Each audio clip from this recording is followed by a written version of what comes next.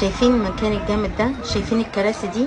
المكان ده يا جماعه حلو قوي قوي قوي، انا اكتشفته بالصدفه. المكان موجود في الكوامل، اسمه ازاليا. بصوا فيه لعب الاطفال حلوه قوي، حاولت اصورها لكم على قد ما قدرت. اتفرجوا وشوفوا معايا اللعب. شايفين المكان يا جماعه حلو قوي ومختلف، وفيه العاب كتيره للاطفال، ويقدروا يروحوا وينبسطوا هناك جدا جدا.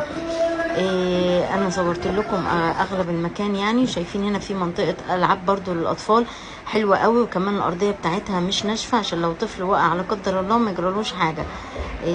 بصوا كده الالعاب معايا، في العاب حلوه قوي مختلفه. شايفين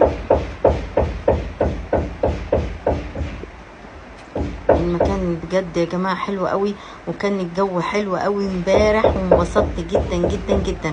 وكمان موجود هناك فرع للخلاط اهو، وموجود كمان ستاربكس. ده اللي يعني اكتشفته ان في هناك مكان لستاربكس، وده المنيو بتاعت ستاربكس اللي صورتها اهي، وده المكنه بتاعت ستاربكس اهي.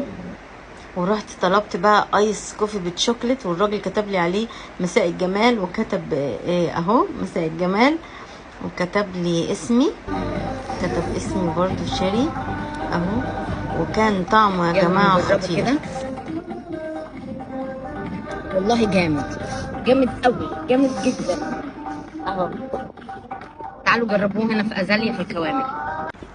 يلا نكمل جوله في باقي المكان. هنا بقى مكان تشتروا منه حلويات، وفي ملعب الكوره ده كان حلو قوي وفاضي، وقعدنا نلعب فيه، وكان الجو تحفه يا جماعه بجد. قعدنا نلعب فيه، حتى انا لعبت كوره برضو، مره جبت جون ومره ما عرفتش اجيب. والمكان كان حلو قوي للتصوير كمان. كان في من بره كده زي عربيات شكلها حلو قوي، قعدت اتصور معاها جنبها. شوفوا بقى الصور اهي. يا رب يكون الفيديو عجبكم، وباي باي، وفيديو جديد باي باي.